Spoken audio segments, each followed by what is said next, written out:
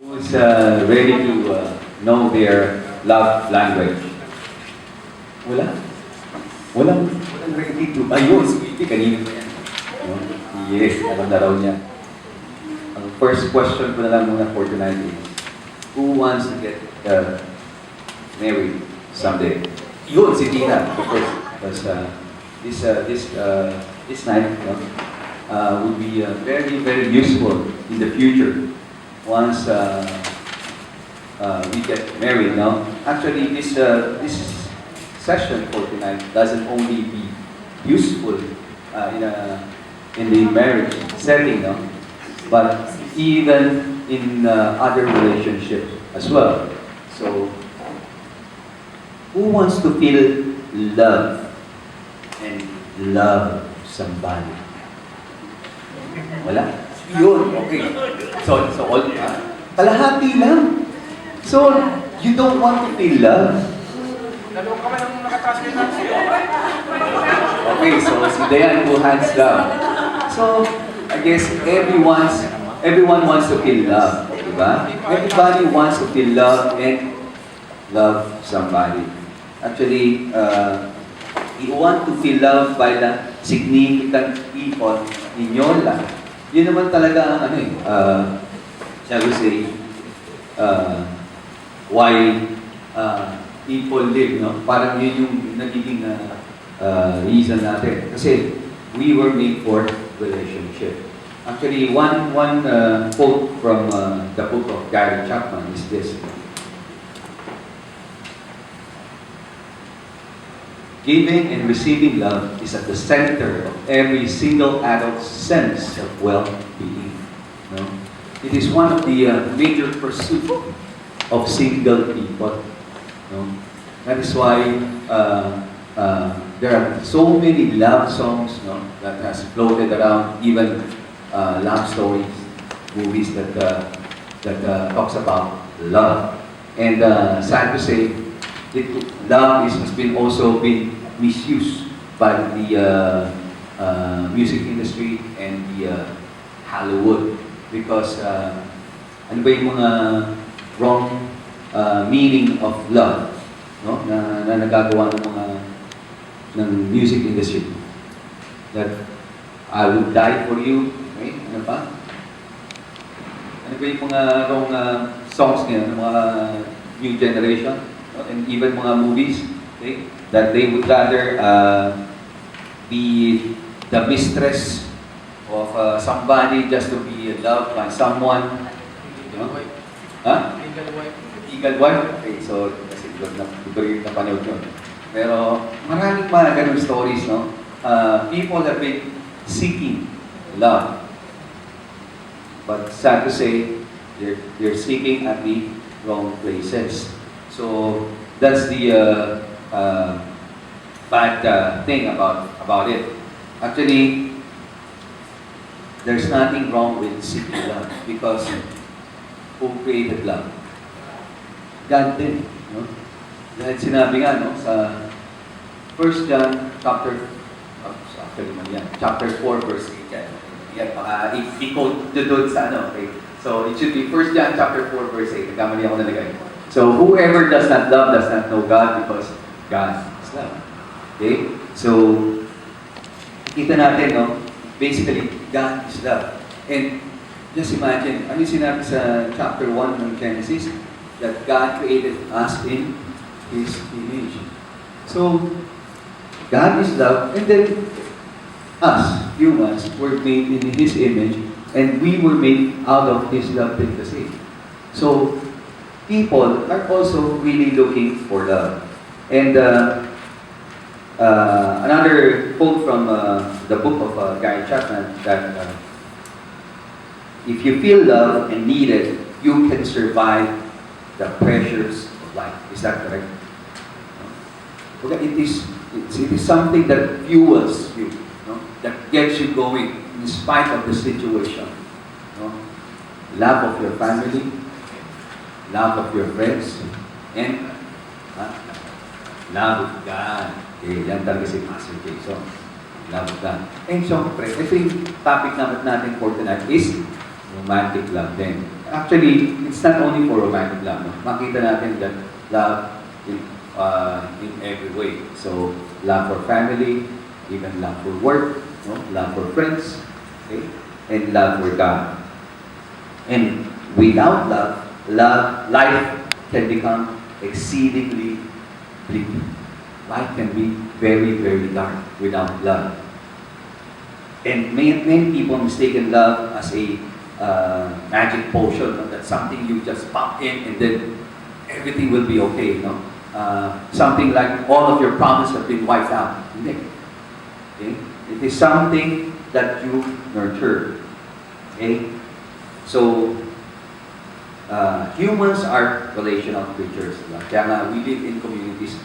So, for example, we are a community of believers here in Pinoy Fellowship Fridays. No? Siguro, almost every human being is in a community. Aside from those who live in the Antarctic, siguro. Okay? And kaya nga ang one of the okay, sorry to one of the worst prison punishment, no, that is being met out in prisons is solitary confinement. No? If you're not behaving well, you'll be put in a very small cubicle, no, all by yourself. Okay?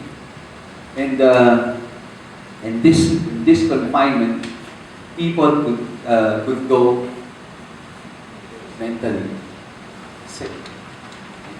So it could be one of the worst punishment a person can get, because person seeks love, and person seeks attention also the people they love. Kaya once you have been put into solitary confinement, it is very, very painful. And what people seek is this, no? The positive and affirmative relationship, because it brings great pleasure. Not only great pleasure, it also encourages you to do greater things. No, it releases your greatest potential that God wants you to be. No? Because you know that there's somebody there loves you. That there's somebody cares for you. No, it gives you fuel to do more, to give your best. But poor relationships can bring deep pain. And sad to say, many people, no, have been in the wrong relationships, or probably have not really maximized their potential because of poor relationships that they have experienced before, especially in their family. And it is very, very important. No? And as singles who plans to get married in the future, it is very important for us to know that having positive and affirming relationship really builds up people. And tonight we will discuss the 2 stages of love. Okay? When I first read the book of Gary Chapman, I was surprised. There are 2 stages of love. Okay? So what are these 2 stages? The first stage is the obsessive stage. Yes. No? So ano ba itong obsessive stage na ito? No? Ito yung parating lumalabas sa mga iwan. No? The music, the songs that we listen to, the movies that we watch. Okay? No? It is at the time that when you go out on a date with the other person, you wish that the night will not end. No? You wish that the coffee will not run out. Okay? No? The only thing that's in your mind before you go to sleep is that person. No? Minsan hindi ka na rin makatulog. That's the obsessive stage. Okay? So, there's really nothing wrong. No? Because it is part of our stage in having that relationship. Pero, we have to move on. And the problem with most of the people is that they didn't graduate to the next level. They were thinking that this obsessive stage will continue forever. No? No? Ang akala nila, once they met the person, he's the one, she's the perfect mate for me. Ganun lang daw kasimple. It's not that. No? And for those people who have been into a relationship, will say so. Okay? And then it doesn't have to be in a romantic relationship. Even in our relationship, in our family. Diba? Hindi yan perfect. No? So, we really have to learn how to love. And the problem with people, they keep on clinging to the obsessive stage. Okay? And, but the time will come. Okay? The time will come na magsasawa tayo. And in the book of Gary Chapman, no? Parang sinabi nga niya, no? A 2-year stage lang yung magbibigay dyan for the obsessive stage. And after that, what's next? What's next? Ito na. Okay? You'll drop love. Okay?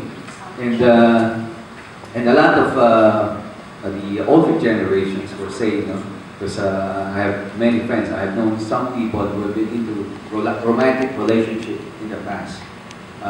Who've been steady for 3 years, 5 years, 7 years. Okay? And people were saying, you shouldn't do that. Why? Magkakasawaan. Okay? And because it is the normal stage for people to move on, no? Into the next level. And with that, we would go to the next stage, which is the covenant stage of life. So, by the name itself, no? Covenant. What does covenant mean? There. What does covenant mean? Huh? Huh? As attorney. It is an agreement. No? Like us believers in God, we have a covenant with Him as well. Okay? God has a covenant with us as believers. Right? So by the term of covenant, so it means hindi yan yung obsessive lang na sige, no? Hindi yan eh. Because time will come. Okay? After 2 years of being hot for each other, that passion will subside. No? Say, in the obsessive stage, di ba? There are times that our friends will tell us, Raymond, that girl is not good for you. Because they're telling, she's masungit, or probably she cannot cook, or she cannot iron clothes. Sabi ko, di man bida hinahanap ko. But anyway, so, no? People will be telling something about that person to you, but you have been ignoring it because you are too obsessed with that other person. But time will come when you get married, when the honeymoon stage is over, you will realize that everything the other people were telling you that she cannot cook. Oo nga. Akala mo fried chicken, yung pala adobo yung niluto. Ang sarap ng sinigang mo, nilaga pala. So, then that's the time that you realize that the obsessive stage is over. Now, reality bites. This is the reality stage. And this is the time that you should enter the covenant stage of love. Otherwise, what will happen is, what will happen if you do not do this? No? That is why one of the surveys in the United States is that around 4 out of love languages, 4 out of 5 individuals who divorce will remarry and repeat the cycle with another mate. And 60% of who remarry will experience a second divorce and be single again. Because they didn't understand that there are 5 love languages. And there is a covenant stage of love. So, so what is covenant stage of love? What will happen with this? This time, passion must be fed and nurtured. Unlike in the obsessive stage, when you met that person, I love that person, she's the one for me. Diba yun yung obsessive stage? But this time around, when the obsession is dissipated, reality na, diba? So now you know that she cannot cook, that the guy is a lazy bone. So what will happen? No? This time, you should fed and nurture passion. Okay? Yan na yung next step na gagawin natin. And what else? This time, you should have an intention and love. Because after being so used to being obsessed with the person for the early stages, you're being so used to of getting everything that you want. No? The guy has been very gentlemanly, at the start. Pero pagdating nag-asawa na kayo, bahala ka na sa buhay mo. No? So, at this time, you'll be more demanding. You will request more from the other person. And if that guy doesn't express or show his love that you are asking from him, what will happen? Divorce or babay na lang ba? No. You have to be intentional. Yeah? You have to be more conscious of to make that relationship work. Love is not something that just will be perfect. Okay? And we all know that. So we really have to be intentional. And another point is that it is a commitment no matter what. Okay? And have you heard the story of that young couple when the wife got pregnant and when she gave birth to that, I think it's the first kid.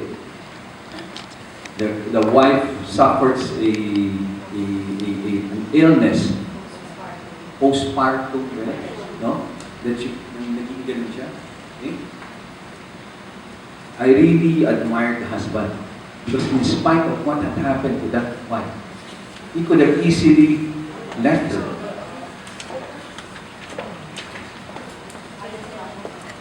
The husband continued to care for her, nurture her, okay, in spite of her situation. It's really inspiring.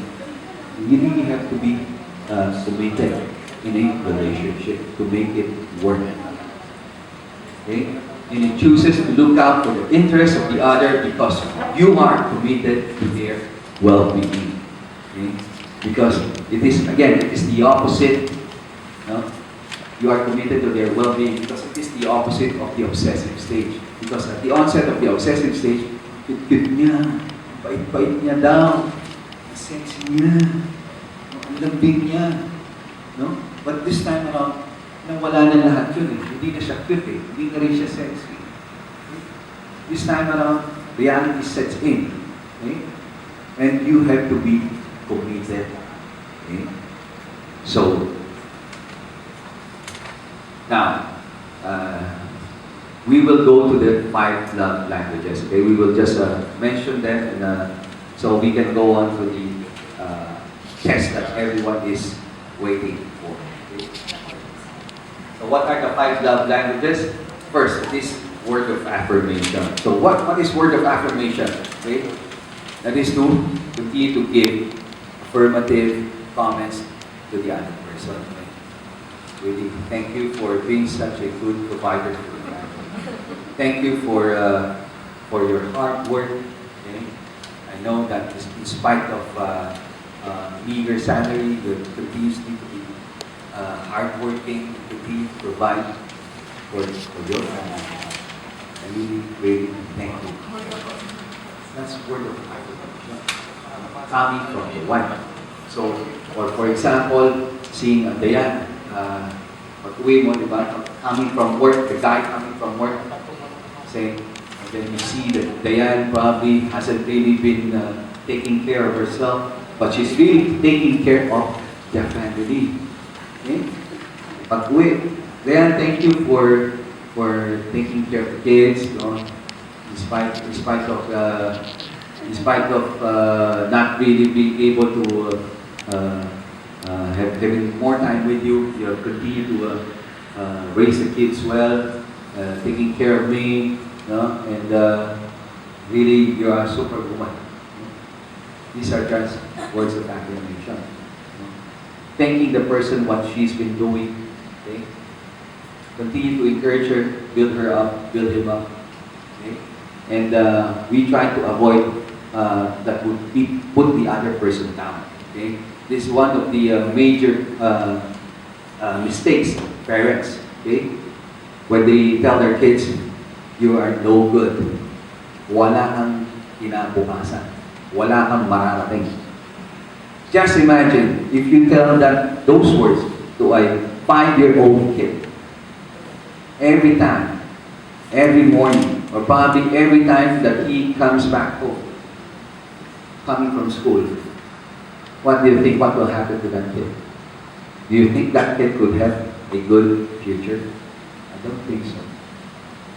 Because it is already ingrained in his mind by his own parents telling him that wala kang kinabukasan dahil bobo ka. So what do you think? Okay? We need to say affirmative words, not negative. If kids have done anything wrong, correct them and teach them the right way. Okay? Say words that could build up people. Okay? Probably you have people in your office, okay? Your subordinates. Probably they're greenhorns, the newbies, the rookies. Okay? Teach them how to do it well. Do not say that mo, di ba? So wala kang patutunguhan dahil mo, di ba? So what do you think will happen to that newly grad office mate of yours? Wala. It's either she'll resign or continue to be in that stage of her work, right? Unless you tell that person, hey, Jason, this is not the right way to do it. I'll teach you how to do it, and I know you have a great future ahead of you. So what do you think will happen to Jason upon hearing that compared to the other? Diba? The other guy will be more inspired to do better things because my boss affirms me. Diba? So, yan yung unang-unang love language. And most of the men, ito yung love language because men seeks respect. Okay? Second point is gifts. Yan yung favorite ng mga girls. Yes. Diba? Gifts. Sabi nila, wag kahit na wala ng affirmation, gift lang. Okay? So, really, actually, I really don't know if it's good or bad to have this as a love language, gift as a love language. But really, some people, no amount of affirmation that you tell them, it will not get across unless you give them a Louis Vuitton or a Prada. Okay? So, medyo mahal.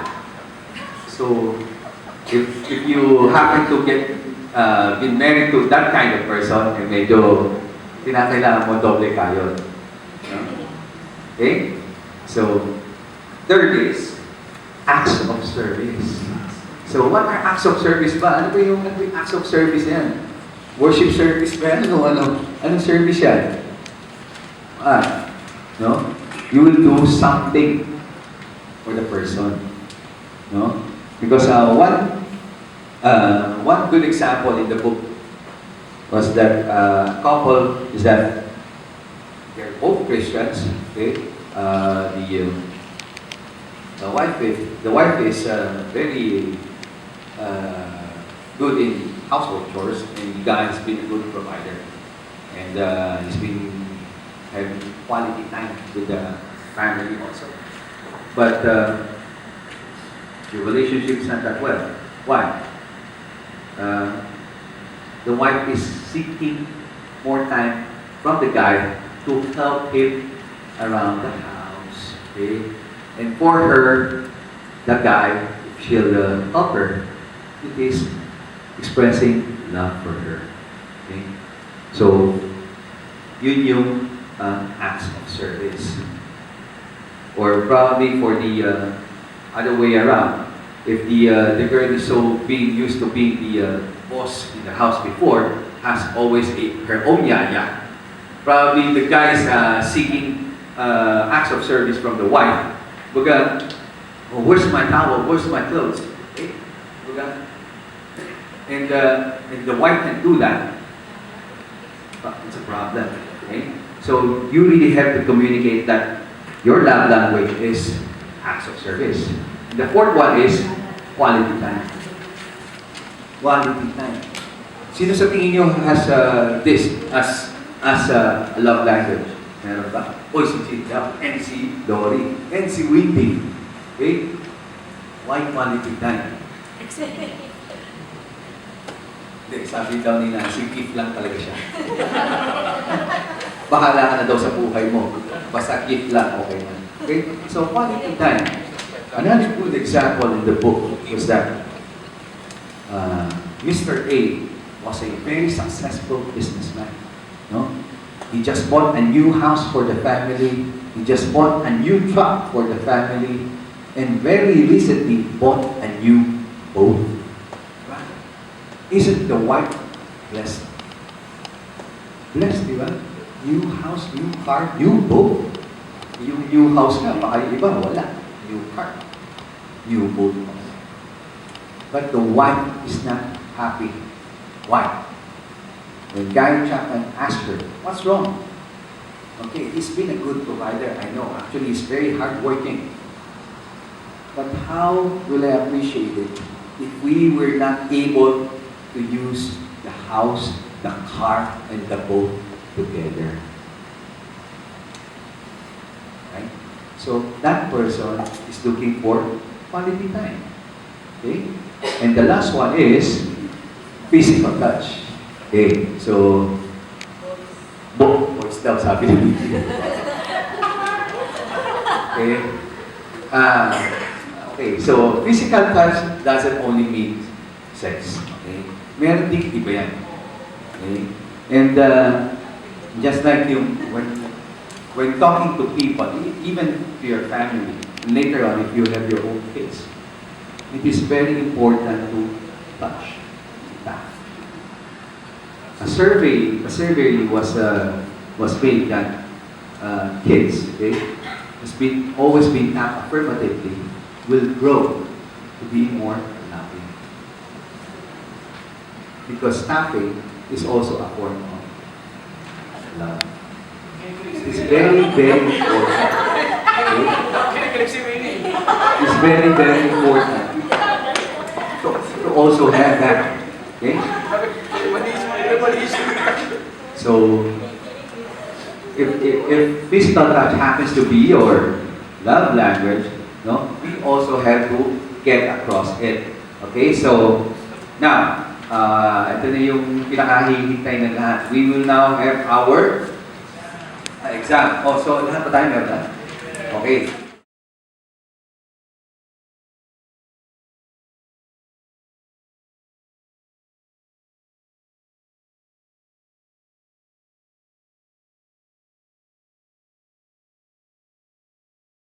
So, mga sagot nyo? Hindi? Expected? Oh! No? Oh, okay.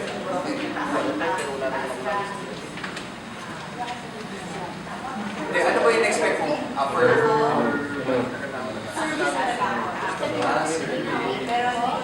Hello. Hindi mo Hello. Hello. Hello.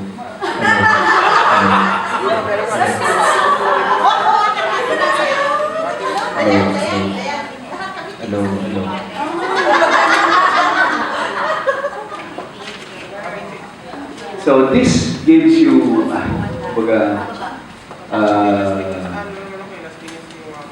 a tool, no, to let your partner know what you really want, okay?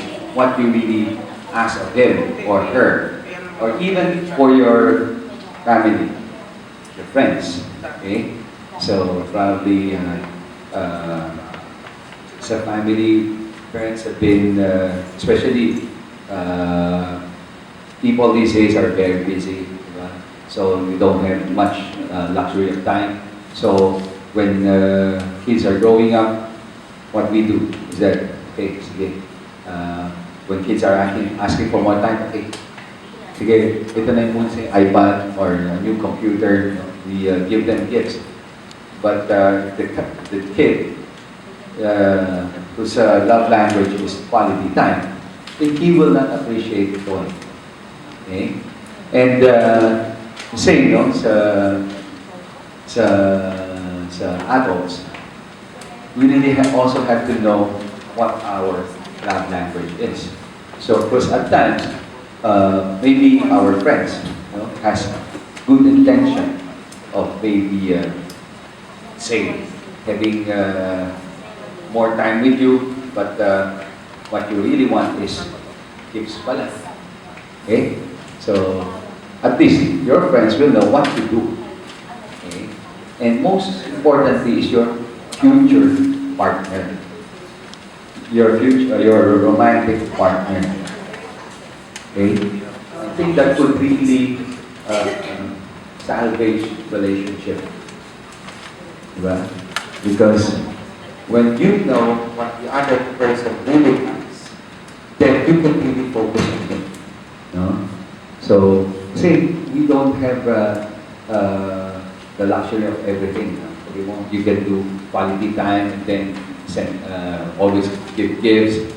No? It can also put a thought in you. Okay?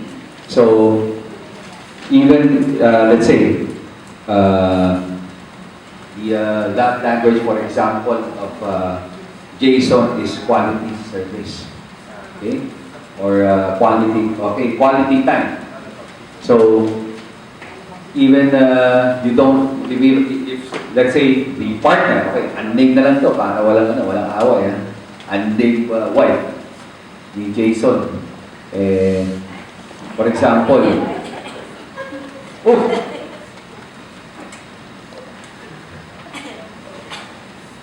meron ba? Okay, wala. Sige. So, question mark na lang eh. Question mark. Kunyari, future wife ni Jason, for example. Kunyari, Jason likes to watch basketball games live. Okay? So, the wife, let's say, hates basketball. Okay? Really hates basketball. But then again, Jason is looking forward to watch, let's say, the Champions game of Ateneo Lasal. Kahit na USD siya. Okay, so let's say na he's really looking forward to watch the championship game of Ateneo Lasal. And you really hate to watch basketball game. But you know, it is something special for him. Then, try. Okay? To be able to accommodate that request of Jason. And the other way around then as well. No? Let's say your girl really wants to go shopping and Jason really hates shopping. Okay? So even if it is painful for Jason to go or roam around the mall for the whole day or Sunday, pagbibigyan ni Jason dapat yun minsan. So, very important yun. Kasi, it is how you express love to the other person. It is very, very important. Kasi minsan, yun yung minsan nagbibigay ng breaking point. No? And the problem is, kunyari every Sunday, no? Ganun yung nangyayari. Let's say parating no. It accumulates it. Until the end, ayaw na. Hindi na nagre-respond magkabila. So what happens? Bye-bye. Diba? So, kaya nga sinabi natin kanina, you have to be intentional. You don't like to watch basketball game? Minsan, okay? If the wife or the future partner requests for the husband to do the household chore for the whole day, okay, to fix the sink, okay, to fix the roof. Meron pa ba nun? No? And, pagbigyan natin. Minsan lang ba? So, kasi you also have to communicate what you want and what you hate. Okay, so kumbaga talagang you really hate washing the dishes. You also have to communicate to the other person. So alam natin what you expect from him, or what you can expect from her, and what you cannot. So, mas mabilis yung usapan natin parehas. No?